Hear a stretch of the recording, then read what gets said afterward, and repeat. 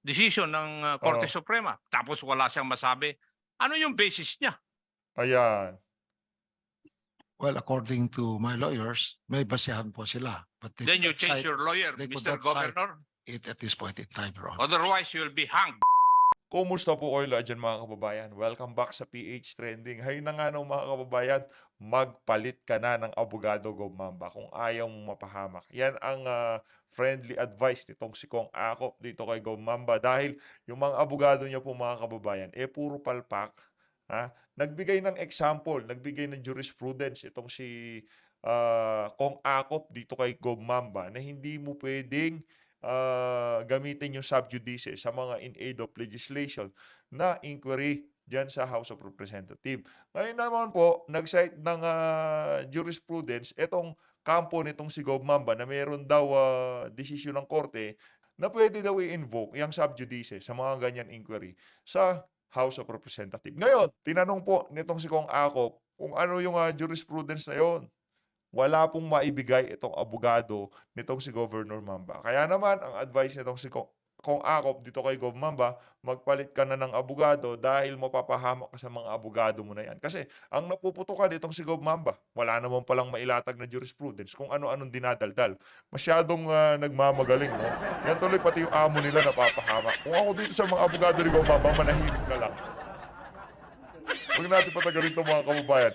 Ito na po ang buong video. Ayun, Mr. Chair. ayos. Chairman Akop? Ewan ko kasi umalis ako kanina para makapag-participate sa committee hearing ng DTI. Anyway, I was listening to the interpellation of the Honorable Marcoleta. Sinasabi niya na masyadong dependent si Governor sa kanyang Okay, abogado. provincial administrator to such an extent that he was not able to file his answer to the show cause order on time. Pero matanong ko nga si Governor, may kasama po kayong abogado ngayon, di po ba? You have 5 lawyers? Governor, Chairman Akop is asking if you're with lawyers now. Yes, yes, Your Honor. You have 5 lawyers? Or? For, Oh, nasobrahan ko. Sir Governor, kung nung natanggap mo yung show cause orders, bakit kung wala yung provincial administrator mo, hindi ka na lang naghanap ng abogado dun sa probinsya mo Tama. para tulungan ka dun sa problema mo? Samantalang ngayon, nandito ka to comply with the contempt and detention order of the 2 Ayun. committees, you're with 4 lawyers. Kindly explain that to me. Bakit nung ikaw ay kinakailangan sumagot sa show cause order, hindi ka makahanap ng abogado? Ngayon, mapupunta ka rito at may kukulong ka dito sa institution na ito, meron kang 4 na abogado. Sige nga po. Mr. Chair, sabi ko nga, Yan ang hirap dyan eh. Pagka malapit na makulong talagang lahat ng abogado kukulong. Pero nung merong show cause order, di man lang naghanap ng abogado para masagot yung show cause order na ipinataw ng House of Representatives. kanina, no?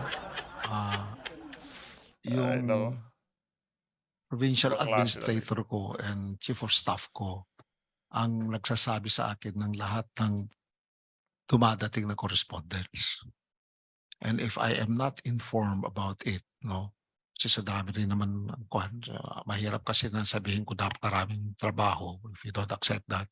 Ang sinasabi ko po is, if I only knew na hindi makaya ni Attorney Charo ito from that note at hindi niya maasikaso ito to take it with me, I may have done so, no? Kasi may mga abogado naman akong mga pwedeng lapitan.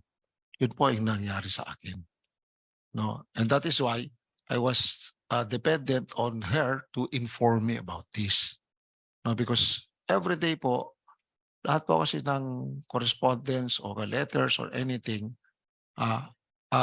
kina-counter sign niyo po sa akin. So everyday po, no, sinasabi niya rin sa akin, ito. Siguro because of yung mga sabay-sabay na nangyari po sa amin, really, no, we may have not, or siguro po, nakaligtaan po namin ang dapat na magawa, especially for me.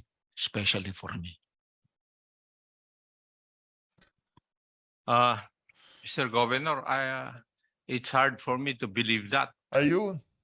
Mahirap Kasi nga naman paniwalaan. kung titingnan ko po yung inyong mga pananalita po doon sa Bombo Radio, Ayun. you have been kept Napakatapang. abreast of what's happening in the two committees. Hmm. Investigador po ako, Juan, Governor, kasi dati po akong pulis.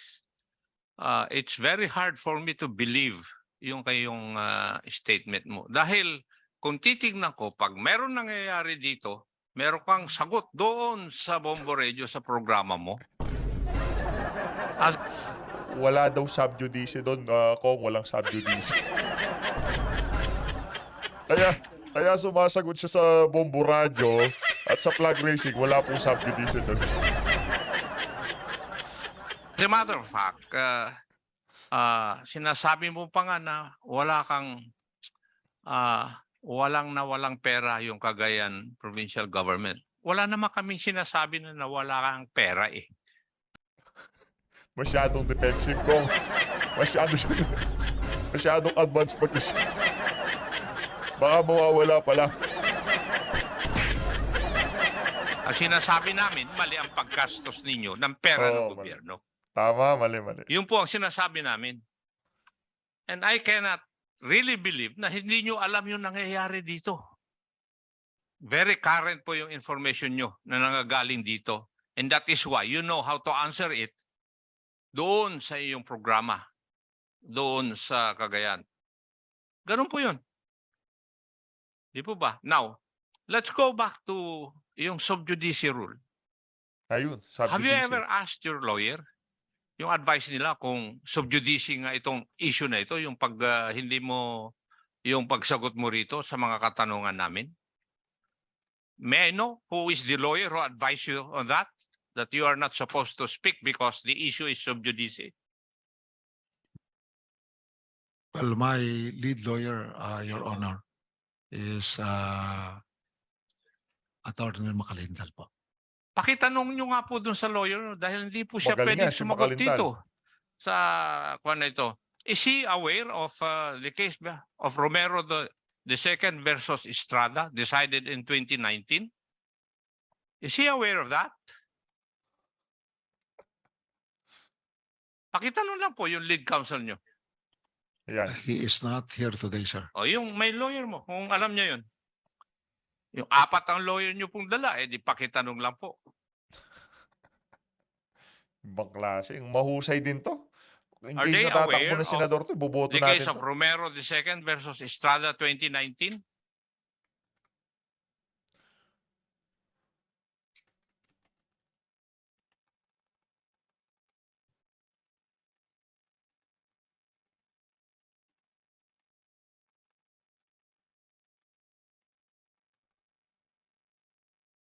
And Mr. Chair, the governor has been a member of this house for 12 years.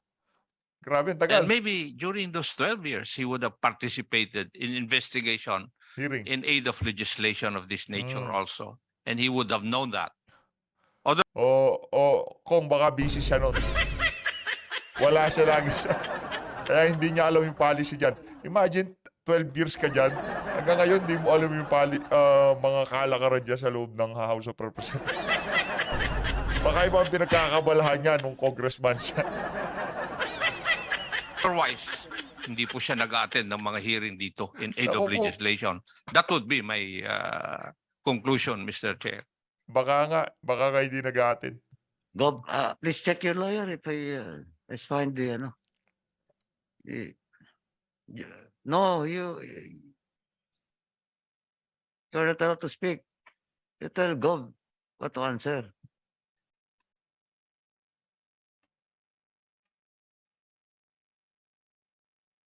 Sagot. Ang okay, Gob, magpalit Well, na siya ng according to my abogado. lawyer, Your Honor, there are also other jurisprudence on that, on the sub judice rule. And that is what we are also trying to Is impress into the Mr. Chair. committee.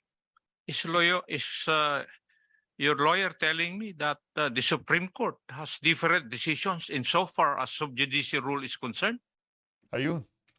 Is that Abogado what din yan. Mag-ingat ka ba? your lawyers are trying to tell us here?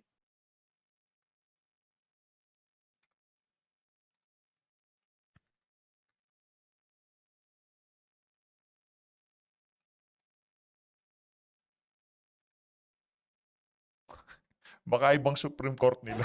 Yes. Can you yes. cite a case related to the powers of Congress? At the same time, in sub judice rule? With regards to inquiry in AW situation, that the Supreme Court has a ruling and it affirms this proceed go. Is it possible for us to submit our legal position on this matter, Your Honor? Mr. Governor, ako po ay wala pong binabasa o ano. Bakit kailangan po ng abogado ninyo na kailangan pang mag-submit?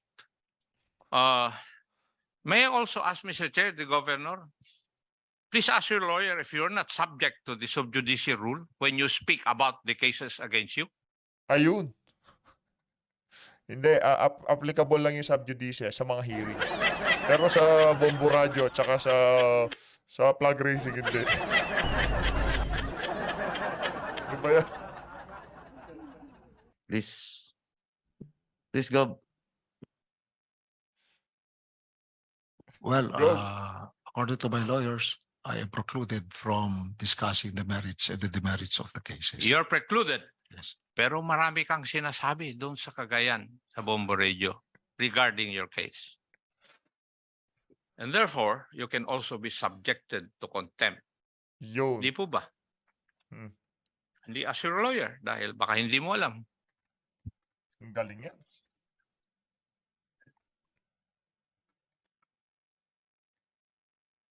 Magaling yan si Akop. Si Kong Akop magaling. Husay. Well, right here I am under oath, and I could be it will easily affect my case. Your Honor.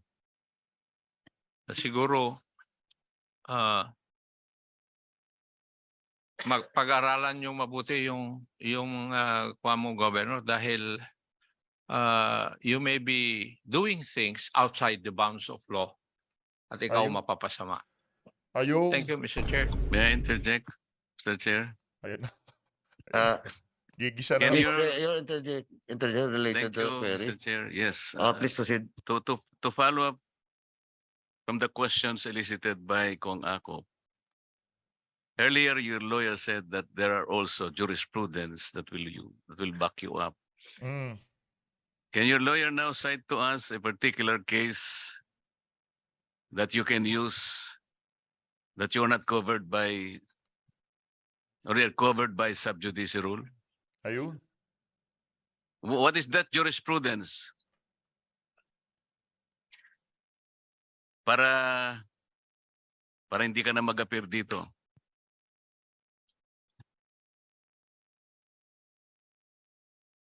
Para pantay, Mr. Chair.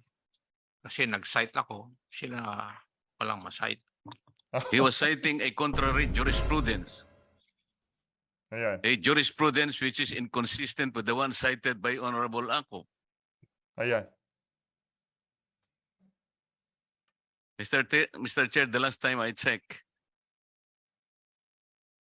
the sub judice rule has no application in relation to the hearings conducted in Congress in aid of legislation.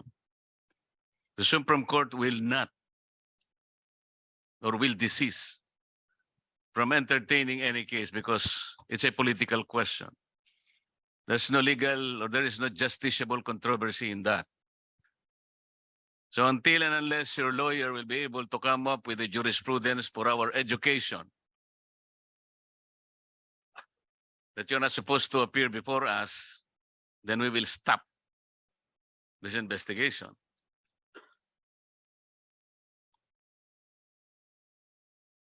Ayan. Hindi, sabihin mo na lang ano yung case. Mag-cite Ayan, magbigay kayo ng jurisprudence. ka nga ng Ayan. case, Mr. Lawyer. Can you cite the case now? Hinay-hinay ka, Brad. Magaling na abogado What yung si case? Kong Dante. Hinay-hinay lang sa sagot. Sige, sige. No, no, no. Let the governor answer. Ang case lang naman ang hiningi ni They're Honorable requesting Marcoleta. to cite a legal memorandum, Your Honor. My lawyers are telling me that they'll cite a legal memorandum on this. Eh, bakit tayo illegal memorandum sinasabi? Sabi mo kasi kanina, there are other jurisprudence Ayun. that Kaya ang title po natin dito, kailangan na magpalit ng abogado nitong si Mamba. Kasi halatang, ang dating parang binibenta pa nga siya ng mga abogado. Nagbigay ng jurisprudence itong si Kong Akop na hindi gagana yung sub judice sa mga inquiry in aid of legislation.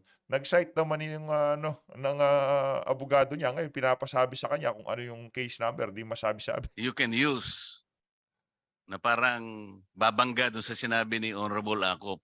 Gusto ko Ayun. lang naman malaman ano yun. Bakit kailangan pa ng legal memorandum naman, ikaw naman? Gov, Meron ba o wala?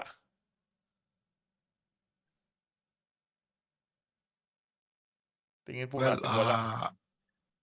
so that we could properly discuss this, because it could also involve the right of self-incrimination. So is the lawyer saying that he is not prepared to give us even one jurisprudence? Naku po.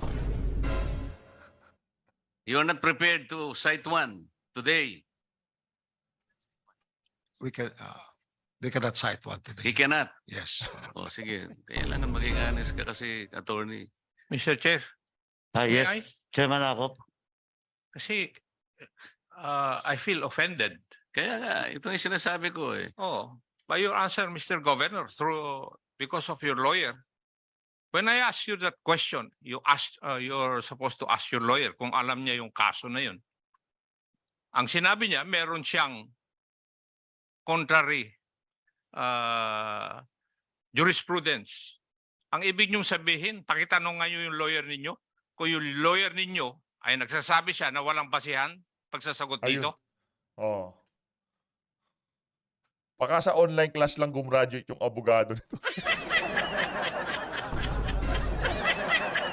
Wala tayong binabanggit na lagay, hindi natin kilala yung mga ano niyan, abogado ni Kong Ako. Kong Gov Mamba. Ba't di ka makapag-cite ng jurisprudence? Jurisprudence lang naman hinihingi para magkaalaman. Sinasabi niya may contrary decision ng Korte Oo. Suprema. Tapos wala siyang masabi. Ano yung basis niya? Ayan. Well, according to my lawyers, may basihan po sila. But they Then you could not change your lawyer, they could Mr. not cite Governor. it at this point in time, Your Honor. Otherwise, you'll be hanged.